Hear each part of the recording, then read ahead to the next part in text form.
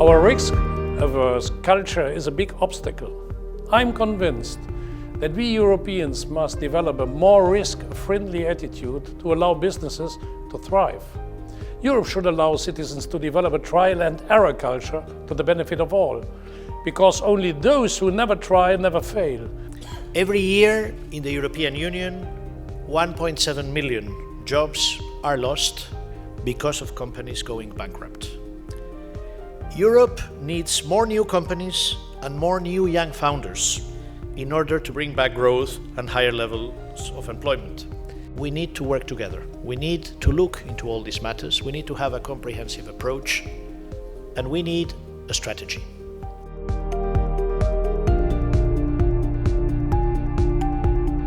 In 2011, the Competitiveness Council asked member states to promote a second chance for honest failed entrepreneurs by limiting the discharge time and debt settlement after bankruptcy to a maximum of 3 years.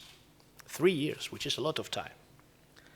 The second chance policy remains one of the main priorities of the European Commission and of all the member states. Many of America's most successful businessmen failed in early business endeavors, including the ketchup magnate John Henry Heinz, Henry Ford as well, of Ford Motor Company, Walt Disney, Phineas Barnum, who founded the American Circus.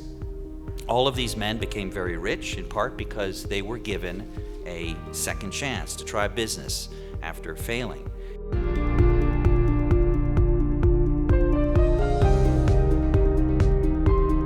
To fail is not the end of the world, also not in business. And that we know that our economy basically is based on creative destruction. And the question is, how can we turn this creative destruction in using this creativity to also build something up, something new? The issue is not so much for governments to try to prevent business failure, but rather to find ways to manage it effectively in a way that will minimize costs. We would like to create a framework in the country for separating viable businesses that are experiencing temporary financial difficulties, but that deserve to be saved, from failed businesses that, in fact, should be liquidated. Of course, an essential element of promoting growth is the role that insolvency law has to play in giving entrepreneurs that have failed a second chance, not to be stigmatized for the rest of their life. It is not always better for the economy as a whole to save all weak companies. An obvious advantage of confidential proceedings is that they may disturb the business of the debtor to a much lesser extent than public proceedings.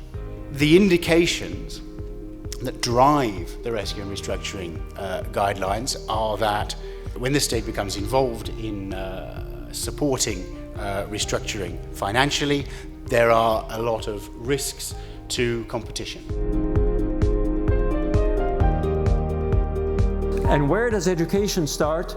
Not at university, it starts in kindergarten and works all the way up, right through school, right through university, and within our companies and organizations as we continue training.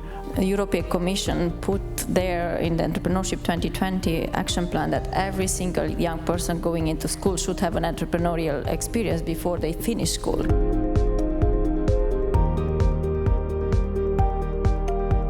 And if you work with street communities, of course, there is lots of failure, there is lots of crisis, there is lots of sense of urgency. But in all the projects that we have been working with Mobile School, you have these outperformers. You have these people that make the impossible possible in a context that is completely not favorable. I met a guy in Antigua, Guatemala that speaks 12 languages, and he learned that by handing out leaflets of pizzerias to tourists. We don't want the kids to say you have to fail. No, but if you fail, what did you learn? How are you going to do it differently next time? It is, of course, problematic that many European countries treat insolvent entrepreneurs more or less like fraudsters, though only a fraction of bankruptcies involve any fraud at all. There must be a change of perception and also a change of attitude towards people who really try it. And when I reflect on that the people who blame people who have failed have never ever taken the risk. There should be a very quick system where bankrupt entrepreneurs should get access to infrastructure to not let them fall into this black hole of frustration. This is something I think can be really only done by the governments, because banks are really risk adverse. If we want to prevent bankruptcies, we have to teach entrepreneurs manage their operating cycles more efficiently. On our side, as Elisfair is a scoring company, make entrepreneurs more aware of what we do, how we do it, and why it is important for them to feed information in to get secure information out. Most of the bankruptcies are honest. Even it's stated that only 4% of the bankruptcies are related to fraud, only 4%. But on the other hand, unfortunately, this is not in line with the general perception of the public. That's a major issue.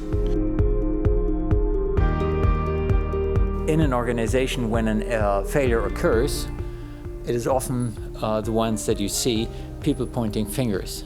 An error is something where you intend to do something right, but for some reason it goes wrong. And the reason why it goes wrong is often not because you're lazy, but it could also be because of the complexity of the situation. 10 paratroopers were actually killed within that particular building. It really started a whole new thinking process within the Belgian Armed Forces, because from that moment on, we really started, like having lessons learned processes. You have to learn something from these failures. I completely agree with the concept that we heard before about, a failure to learn is itself a failure. Entrepreneurs are a bit like cats. When they get injured or when they get sick, they tend to just slip away into a corner. They slip away into a corner until they get better. It was a Monday morning, 8:30, I came to my office. And I knew that it's going to be a very special day. I pulled out three pieces of paper that were prepared and they were ready to sign. And this paper were my declaration for insolvency, or the declaration for insolvency for my company then. The immediate reaction was great relief. You don't have any business card, you don't have any office, you don't have any personnel you're working with. You have nothing. And you're alone in your apartment, and you are 45 years old and said, okay, I've lost my house, I've lost my money, I've lost my wife, I've lost my friends, I've lost my network. What can I do? 6 years after the first failure, we're out of the rough sea. We're happy to have the confidence again of government, banks, companies. I'm using my knowledge to help entrepreneurs in their failure.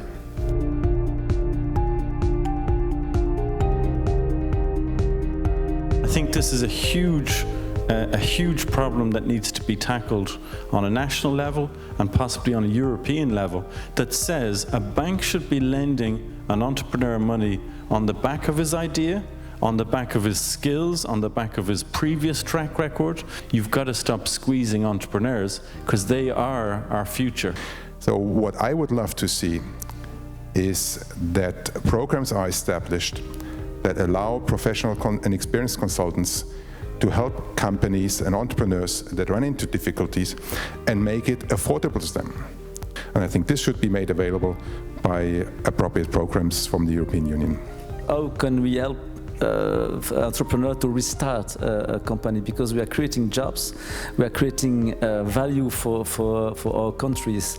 And I think a good legal framework. I think in Belgium we're not so bad. I've heard in other countries, I'm total surprised it's so bad. A good legal framework and a structure of coaching just after. I'm one of the managers for early warning in Denmark, which is a program that helps companies very close to bankruptcy, often only a few hours and a few days away from bankruptcy. The European Commission would like to have a program like this all over Europe in the future. If you really truly want to start supporting failed entrepreneurs, put them in a network. EO is just one. There's many other support networks for entrepreneurs out there, and just make sure that you're creating that environment to get them before they fail. What we like to see in the future is that also for entrepreneurs there will be a structural support and advisory system, as also unemployed get through the public employment services. And this system has to be a cooperative between business organizations and public authorities. Action at European level, after all these initiatives, I would not say create an early warning system, but let's create an early action program.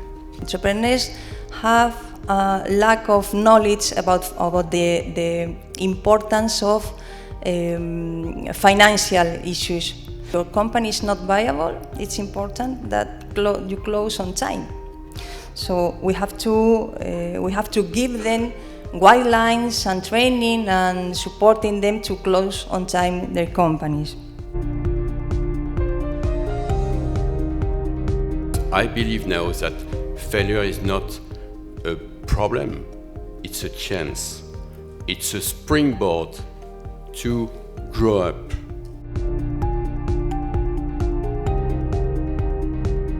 When you're doing business, you do not have time to wait. You have to do something. I mean, business is doable, not waitable. We do need a system of support that would accompany the businesses in this difficult path, which is a failure. A system of supportive services that could go from the early warning up to the specific advices on what or how to do different things, I think is definitely needed. The second chance policy area will also be the theme of the SME Performance Review report for 2015-2016. We have issued a recommendation on a new approach to business failure and insolvency, which was published in March 2014 with an 18-month period running. And we will do a thorough evaluation and then see if there are follow-up measures. The Commission should establish a lesson learned system. It's vital to have an early warning system. Advisory services are essential and have to be the combined responsibility of private and public organizations.